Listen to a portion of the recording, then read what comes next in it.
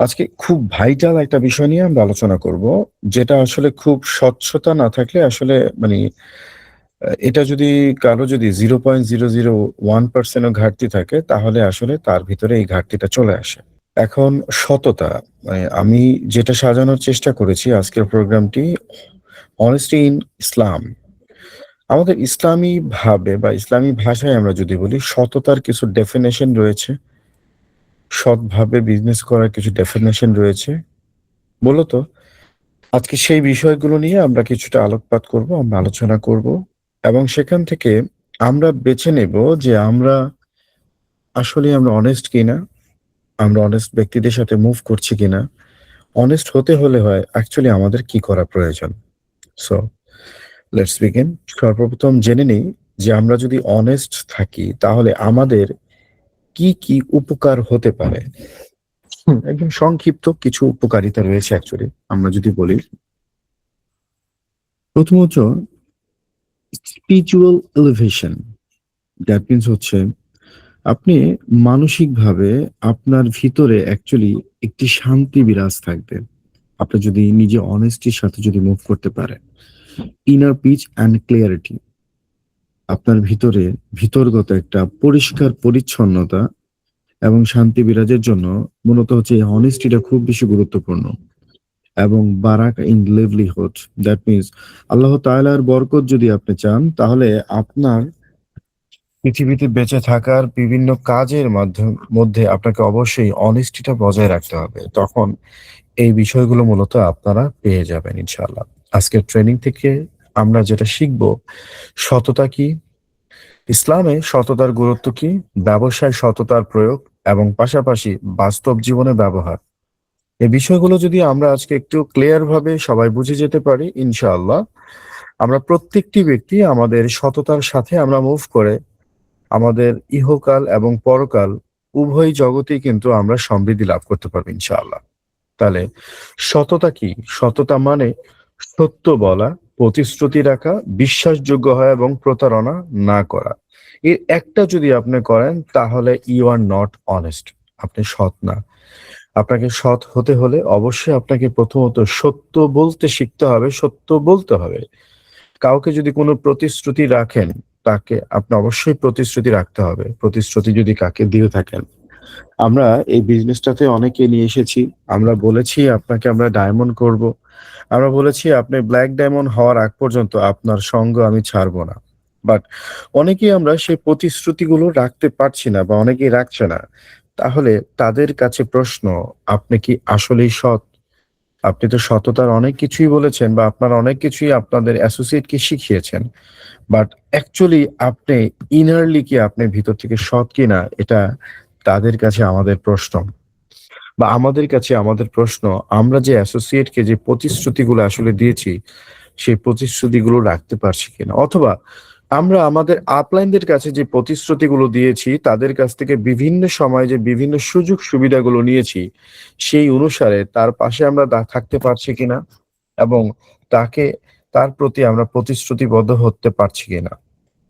বিশ্বাসযোগ্যতা। আমরা অবশ্যই একটা মানুষের কাছে যদি বিশ্বাসযোগ্যতা পেতে চাই তাহলে আমাকে ফাইনালি অনেস্ট হতে হবে। আমি যদি সৎ না হই তাহলে কেউ আমাকে বিশ্বাস করবে না। সো আপনি যদি বিশ্বাসযোগ্য না হন তাহলে আপনি অবশ্যই সৎ না এবং প্রতারণা করা যাবে না।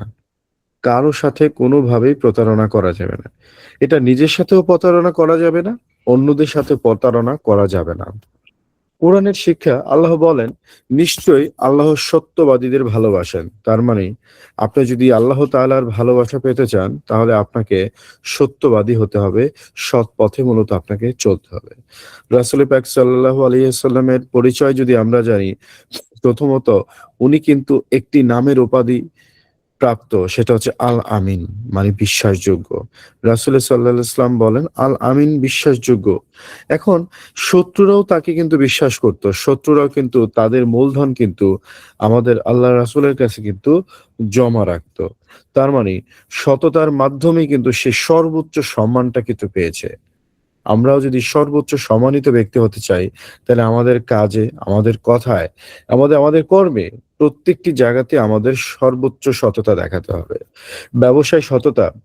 নিয়ে হাদিস একটি চমৎকার হাদিস রয়েছে, সৎ ও বিশ্বস্ত ব্যবসায়ী নবীদের সাথে থাকবে। তার মানে আপনার যে শেষ ফায়সালা যখন হবে, আপনাকে নিয়ে যখন কিয়ামতের পরে যখন হাসর বা মিজানের বা ফুলসিরাতের যে বিষয়গুলো থাকবে, সেই ক্ষেত্রে কিন্তু আল্লাহ তাআলা আপনাকে কিন্তু নবীদের সাথে রাখবেন যদি আপনি সৎ ব্যবসায়ী হন। তার মানে ব্যবসায়ী সততা মানে আপনার জীবনের বরকত এবং সফলতা উভয়ই কিন্তু বয়ে নিয়ে আসবে। এবং অসততার কিছু ক্ষতিগ্রস্ত দিক মূলত রয়েছে। অসৎ হলে আপনি বিশ্বাস হারাবেন। অসৎ হলে আপনার সাথে সম্পর্ক নষ্ট হবে, ব্যবসা ধ্বংস হয়ে যাবে। আপনার আল্লাহর অসন্তুষ্টি আসে। আর আপনি তো একটা জিনিস অবশ্যই আমরা বুঝি, সৃষ্টিকর্তা যদি কারো উপর অসন্তুষ্টি নিয়ে আসে, তাহলে সে কিন্তু কখনোই তার লাইফে কিন্তু কোনোদিন উন্নতির শিখরে যেতে পারবে না। আমাদের চেষ্টা করতে হবে যেকোনোভাবে আমরা যাতে আমাদের ভিতরে সততা নিয়ে রাখতে পারি, সততা নিয়ে আসতে পারি। এবং আমরা যারা অসৎ হিসাবে চলি, দেখবেন অসৎ ব্যক্তিগুলো কখনো তাদের ভিতরে মেন্টাল পিচ থাকে না। তারা অলওয়েজ ক্রাইসিস এ থাকে। তার কাছে যত টাকাই থাক না কেন, যত অর্থই থাক না কেন, সে অলওয়েজ ক্রাইসিস এ থাকে। সে মনে করে আমার আসলেই কিছু নেই এবং ভিতর থেকে তার যে এই যে ইনার পিচ যেটা আছে, এই ইনার ক্লিয়ারিটি যেটা আছে, সে কিন্তু কখনোই এটা অর্জন করতে পারে না। সো আমরা বিশ্বাসী হব, আমরা সম্পর্ক নষ্ট হতে দেব না। আমার ব্যবসা এটা আমি নষ্ট হতে দেব না, ধ্বংস হতে দেব না। এবং আল্লাহকে আমার উপরে কোনোভাবে নারাজ করা যাবে না। সবসময় আল্লাহ তাআলার সন্তুষ্টি অর্জনের জন্য আমাদের কাজ করে যেতে হবে। সো আমাদের প্রত্যেকটা ব্যক্তিকে আমাদের ভিতরে সততা বজায় রাখতে হবে। সততার বেশ কিছু উপকারিতা রয়েছে। আপনি যখন সৎ থাকবেন, মানুষ আপনাকে বিশ্বাস করবে, মানুষের বিশ্বাস আপনি অর্জন করতে পারবেন। দীর্ঘমেয়াদী সফলতা আপনার জন্য চলে আসবে। যদি ব্যবসায় অথবা আপনার জীবনে যদি আপনি কিছু ভুল না করেন, তাহলে সেই সফলতাগুলো মূলত হচ্ছে আপনাদের দীর্ঘমেয়াদী হিসেবে থাকবে। আপনি অলওয়েজ মানসিকভাবে স্ট্রং থাকবেন। আপনার স্ট্রেংথ থাকবে, আমি বলব বর্জ্যের মতো কিন্তু আসলে প্রখর। যদি আপনারা অ্যাকচুয়ালি সৎ হিসাবে আপনারা থাকেন, আপনাদের ভিতরে যদি সততা থাকে। অ্যাকচুয়ালি আপনি কতটা সৎ থাকবেন এটা মূলত কিন্তু আপনি শুধু জানেন, আপনার উপরে ডিপেন্ড করছে। আপনাকে এই প্রতিদিন সকালে ট্রেনিং করিয়ে আপনাকে আপনার সাথে কথা বলে আ আমরা আসলে সততার বিষয় বলতে পারব না। সৎ করার চেষ্টা করতে পারব না। বাট আপনি যদি নিজে একটু ইচ্ছে করেন যে আপনি সৎ থাকবেন, আপনি 100% সৎ থাকতে পারবেন। এবং সবচাইতে বড় কথা হচ্ছে, আপনি যদি সৎ থাকেন, আল্লাহ তাআলার সন্তুষ্টি আপনার উপরে কিন্তু থাকবে। আল্লাহ তাআলার সন্তুষ্টি যদি থাকে, তাহলে কিন্তু আপনি এই পৃথিবী এবং আখিরাত উভয় জায়গায় কিন্তু আসলে আপনি সেফ এবং আপনি কিন্তু সেখানে সফলকাম হবেন ইনশাআল্লাহ।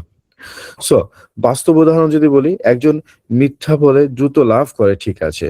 এবং একজন সত্য বলে ধীরে লাভ করে। কিন্তু স্টেবল কি হয়?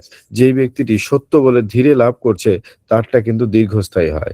শেষে সৎ মানুষটি কিন্তু টিকে থাকে।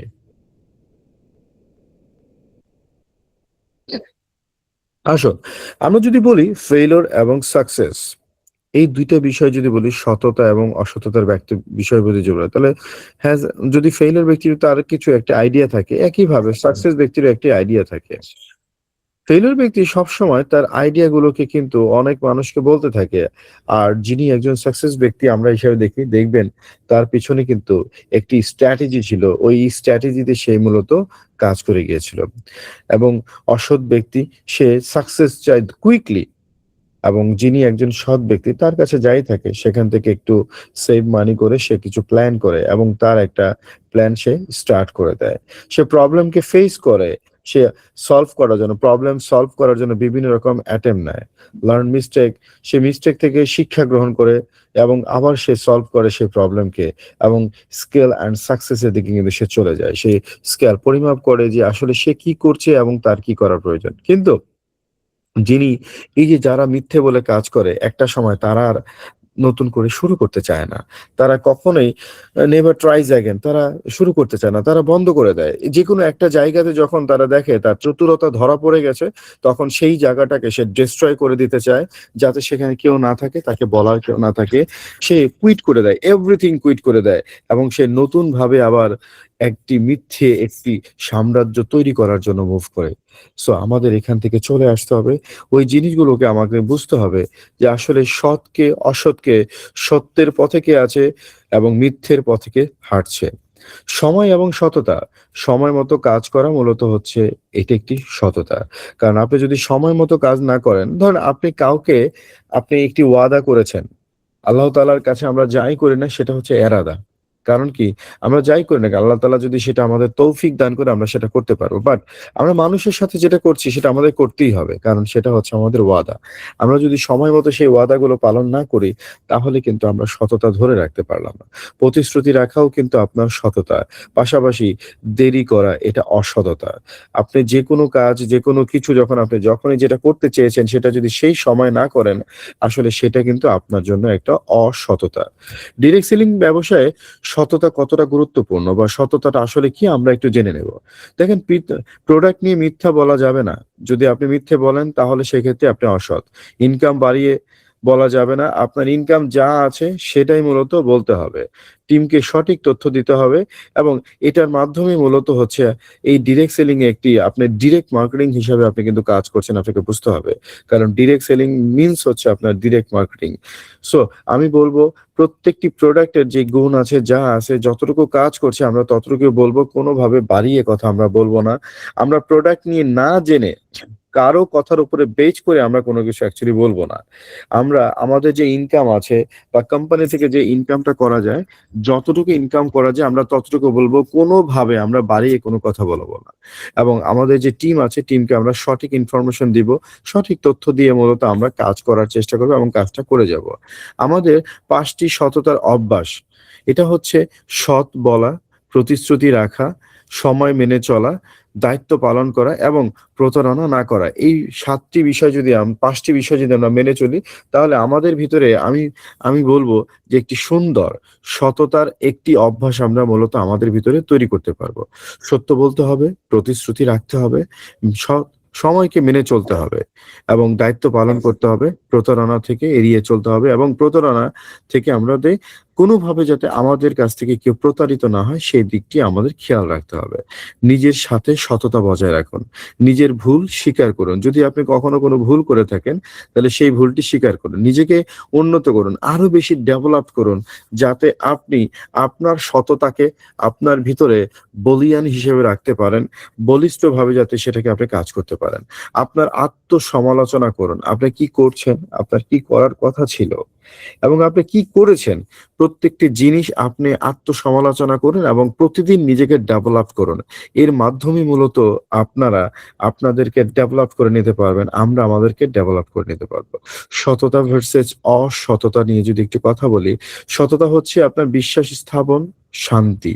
দ্যাট মিনস যেই ব্যক্তি আপনি সৎ, আপনাকে মানুষ বিশ্বাস করবে, আপনিও মানুষকে বিশ্বাস করবেন এবং অলওয়েজ আপনার ভিতরটা ইনার পিচ মূলত বলীয়ান থাকবে। আপনারা একটি সুখ এবং শান্তিপূর্ণ জীবন মূলত আপনারা অতিবাহিত করতে পারবেন। আর যদি অসৎ হন তাহলে প্রত্যেকটি কাজকে আপনি ভয় পাবেন। প্রত্যেকটি মানুষকে আপনি ভয় পাবেন। প্রত্যেকটি বিষয়কে আপনি ভয় পাবেন। আপনি যেকোনো কিছুকে ফেস করতে মূলত আপনি ভয় পাবেন। আপনি ক্ষতিগ্রস্ত হবেন। আল্টিমেটলি যারা অসৎ তারা কিন্তু ক্ষতিগ্রস্তই মূলত হয়ে থাকে। আমরা তাকওয়া সম্পন্ন হতে হবে। আল্লাহকে ভয় করতে হবে। আল্লাহকে যদি ভয় না করি আসলে যেটা হয় আমাদের ভিতরে তাকওয়াটা চলে আসে না।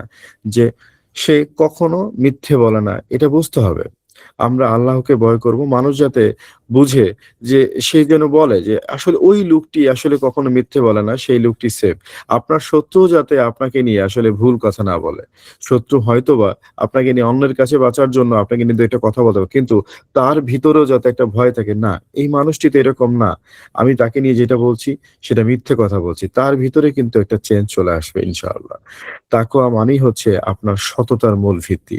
আপনি যদি তাকওয়া না থাকে, আল্লাহর যদি ভয় ভীতি না থাকে, আল্লাহর ভয় যদি আপনার ভিতরে না থাকে, আপনি কখনোই এই সততার মূল ভিত্তিটি আপনি স্থাপন করতে পারবেন না।